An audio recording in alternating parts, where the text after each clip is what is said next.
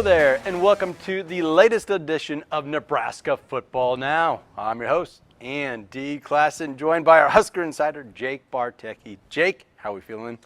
It's Michigan week, man. I think there's a lot of nervous energy, but a lot of excitement around Husker Nation. You know, the Tuesday press conferences, I was at those, and I think it's tempered excitement for the Huskers. I think they're looking forward to this, but I think they know the challenge they got ahead, and they know what it would mean to finally get that first ranked win since 2016. That's right. It's Michigan week. We're going to get right into that. But first off, let's talk about the week that was. The Skurs took care of business. Houston Christian, 59-7. I think it was 38-0 at the end of the half. They did what they were supposed to do, and we couldn't always say that in years past. That's what I keep telling people. I think this team where you're seeing the progression, and again, I'll just get this out there right now. No, Akron and Houston Christian were not great football teams. Yeah. They're not the level of Big Ten competition that Nebraska is going to see here this weekend. But you mentioned it. I mean, you hit it right. You hit the nail on the head. These are the types of games that Nebraska didn't necessarily always dominate in the past. The back end of the Scott Frost era and early years of Matt Rhule. I point to the Louisiana Tech game from a couple of years ago, right before the Michigan game. Mm-hmm. They won that game by 2 touchdowns, and then Michigan came in and beat Nebraska 45-7. Mm-hmm. They dominated these two teams. They put 730 yards of offense on Akron. They took care of business against Houston Christian, got a defensive score, scored in all 3 phases, haven't punted in 2 weeks. We don't know if Archie Wilson is still around the program. He is. That's a joke. But they took care of business, and I think you got to feel pretty good, as good as you can, heading into this big one. Yeah, you make the punter reference there. That's always a good thing when you haven't seen the punter perform for 2 weeks in a row. Yeah. Always and he's there. He was victory formation. He was out there. Well, let's talk about the offense and what they have to do against Michigan. Right now, they're averaging over 8 yards per play, looking very good, very confident. Even the backups had their moment to shine the entire second half last week. Latif, TJ's looking good. Yeah. There's every statistical category, they're in the top 5 one way or another. But what does this offense have to do to progress and beat Michigan? Well, I think it all starts up front. That's another area where I think Nebraska's shown that they've really improved this offseason is the line of scrimmage. And I think that's the one thing I look at. When you take on teams like Akron and Houston Christian, is Nebraska winning the line of scrimmage against teams where they have such a distinct advantage up front? And the answer was yes. So it shows that the line of scrimmage, and it also always hasn't been yes. So that shows Nebraska has improved on the offensive line. But for me, this is a pro-style defense that Michigan has. They're going to have to open running lanes for Emmett Johnson. They're going to have to allow Dylan Raiola time in the pocket because I don't know how many times you're going to be able to run slant routes to Luke Lindenmeyer and Ja'Cory Barney. You're going to have to take a couple of shots down the field at some point in the ball game. So to me, it starts up front. And then I think, you could even say that on the defensive side as well. You got a young defensive line. But on the offense, I think the big thing to me is the offensive line has to come to play. Speaking of that offensive line, do you have any concerns with that goal line offense? We saw them tripped up a little bit. I mean, we're nitpicking the offense here over the last 2 performances. And I also think the numbers are kind of skewed because that short passing game really serves as a running game for Nebraska right now under Dana Holgorsen. I think there's a legit concern there because, Dana Holgorsen said it after the Cincinnati game. I think it was when Elijah Pritchett had a false start down by the goal line. That cost Nebraska points. It's different when a penalty causes it, but when you can't punch it in because you just didn't execute the right play, that's a different story. I think, we talked about this briefly last week, but I go back to the Akron game where they tried the tush push with Heinrich Harburg, and it didn't work. And I don't necessarily know if that's what Nebraska needs to do. And they can't do it with Dylan Raiola because he just doesn't have the build of a Jalen Hurts or a Heinrich Harburg. You can't necessarily just push him in there because he doesn't. You just don't want him to get hurt. He doesn't have the size, and that's okay. Mm-hmm. But I think Nebraska might have found it with Quentin Ives. I think he reminds me a lot of, remember Amani Cross? Oh, yeah. He was big and stocky. Yeah. That could be it. I mean, Nebraska doesn't have a true fullback on this roster. It's just not something Dana Holgorsen thought they needed or doesn't have. So, to me, I think Quentin Ives maybe is your short yardage back, and maybe you try him near the goal line. I haven't seen a goal line fade yet either. That's another option I think you could try to see with Luke Lindenmeyer, who's got good hands. He can get to the corner of the end zone. They've got options. Hopefully we don't have to see a goal line situation. Hopefully they can punch it in before they get to 3rd and goal or 4th and goal. But I think those are kind of what you're looking at. You bring up Dana Holgorsen, the offensive coordinator. Let's hear from him right now. Yeah, I didn't think Luke played very good last week.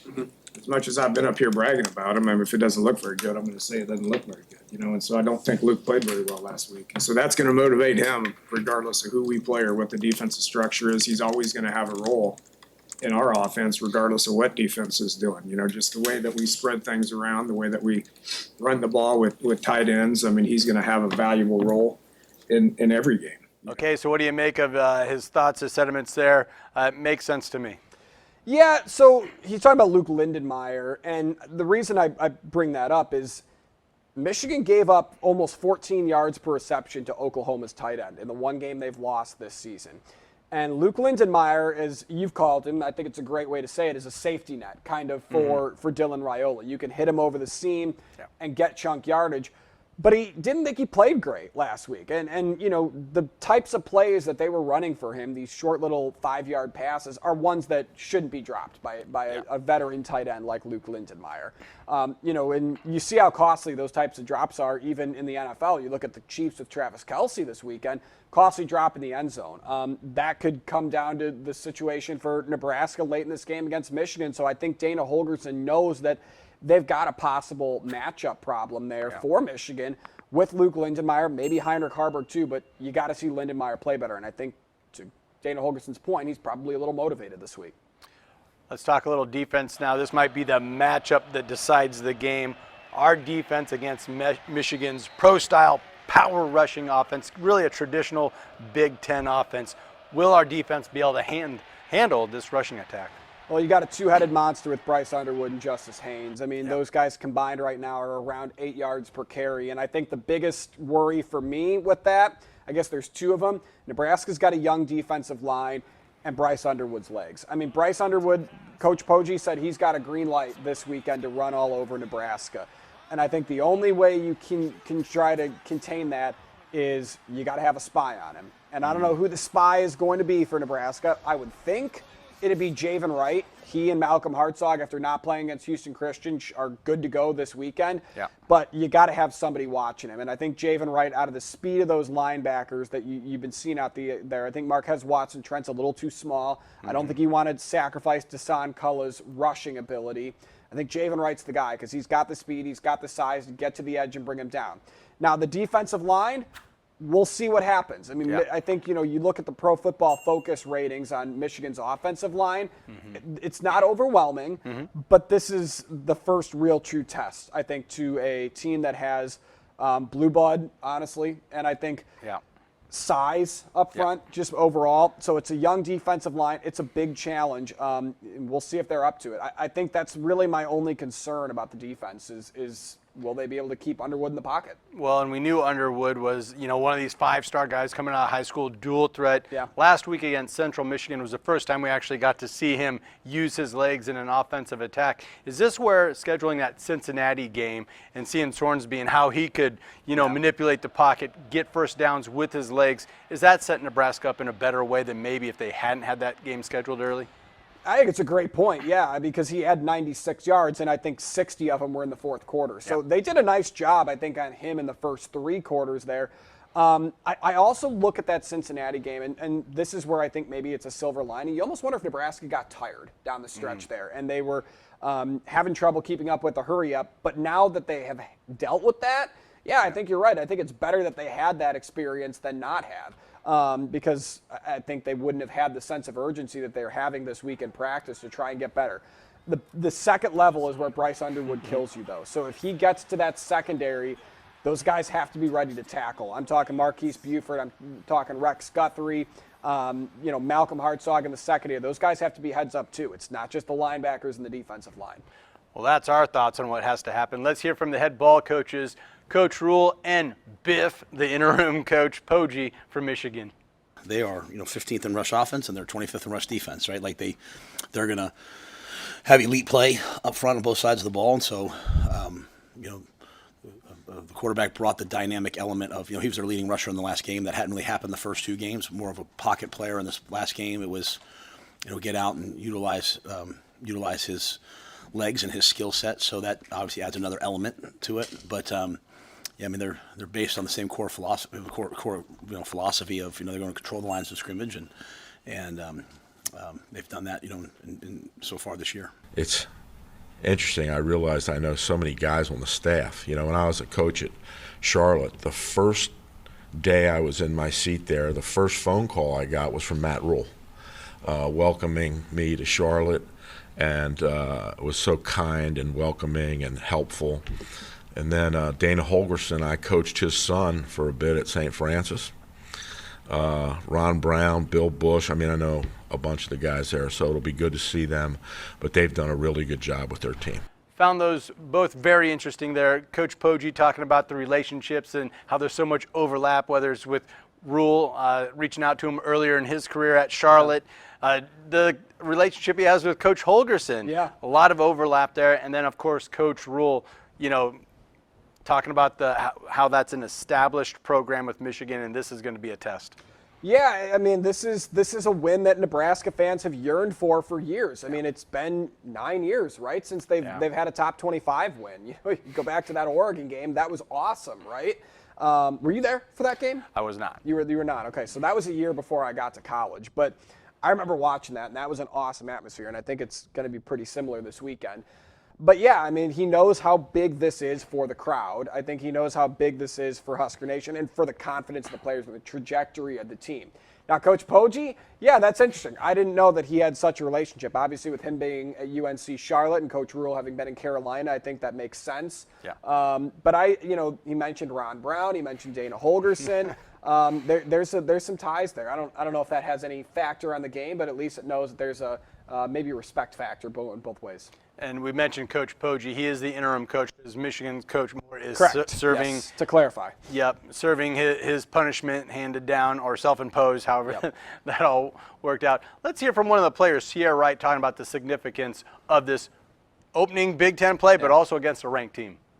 Right. We're excited to play whoever it is. Every week it's the same mentality. I don't think that it changes based on who it is that's coming here. I think, what we've done a good job of focusing on is us at the end of the day. Every day we're competing with ourselves.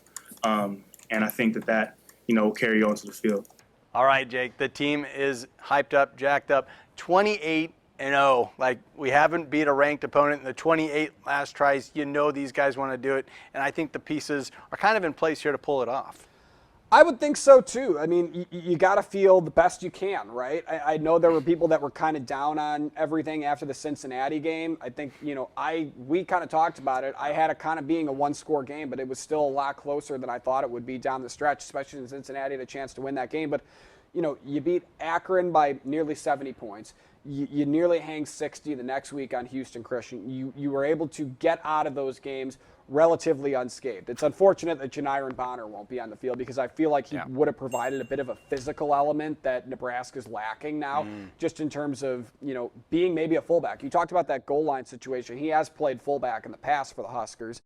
But this team's excited. This team knows that this is an opportunity for them to really gain some respect around the conference. And I think, especially after that Akron game, I think Michigan is not taking this lightly. I think they saw what Nebraska did to Akron the night they lost, on the road to Oklahoma, and they circled this game. So I think they're going to show up big, but I think Nebraska and the fans are going to be ready to go. Well, it's time. Let's hear what the bar keys will be for a Husker victory. Yeah, so the first one for me, we talked about this extensively on the show today. I think it's you got to keep Bryce Underwood in the pocket. You cannot let him run all over for you. He's averaging around 40 yards per game right now. You keep him to under that, you take that as a major win. Second thing for me is you got to limit the penalties. This is how games are lost in these tight games. You have to limit penalties. You have to be clean pretty much the entire game in that category. Now, they're going to happen, right? You might have a holding. You might have a pass interference. You might have a false start here and there. But it's limiting them, keeping them to, there's no opportune time for a penalty, but you can't have them specifically at inopportune times down the stretch. And I'm going to kind of do a 2-and-1 here. You got to win the turnover battle. That's an every week thing, I think, especially when you look at Nebraska the last few years. But I'm also going to say Special teams has to be strong this weekend. You cannot have kicks out of bounds like John Hull had against Houston Christian. I think he's had 3 or 4 of those this season. Make your field goals. Archie Wilson probably going to punt this weekend. Yeah. Let's see him do a nice job. Yeah, PFF Pro Football has our special teams unit ranked as number 1 in the nation right now. So once again, we're kind of nitpicking when we talk about a kickoff going out of bounds. He has had 3 this season, but overall, we got to be pretty happy with where we're at, especially compared to a couple years Gonna past. have to continue. All right, we're to the part of the show. What's your prediction? I want some scores. Yeah, I'm going to go with Nebraska this weekend. I think, this is a spot where I think everything lines up for it to be right. I'm going to take a low-scoring game. I think the defense will show up. I think the crowd will have a big impact. I'm going to go 23-21 in favor of the Big Red. Give me Kyle Cunanan with a late fourth-quarter field goal to put it away. Love it. I think all Husker fans would love to see that too. And I'm going to agree with you here. The wrong team is picked to win. The line opened up as Michigan being a 3-point favorite. A lot of books have it down to 2.5 right now. It might even tighten up a little bit more. I like Nebraska 20-14. Give me a couple field goals down there in the red zone to give us just enough space to get that 6-point victory over the Wolverines. I tell you what, you hold Michigan to 14 to 21 points. I think the feeling and the mantra around this defense really changes. I think there was a lot of concern about the run defense after Cincinnati, which we've talked about a lot tonight, because I think they kind of look similar to Michigan on offense a bit. You hold them to 14 or 20 points, somewhere in there, you're going to be feeling really good. Come on, black shirts, let's do it, right? Absolutely. You got a couple of sacks last week, a scoop and score. Let's just take that momentum and keep rolling on into the Big Ten play. Jake, thank you for stopping by and sharing all that wonderful information with us. You betcha. And thank you for joining us on another episode of Nebraska Football Now.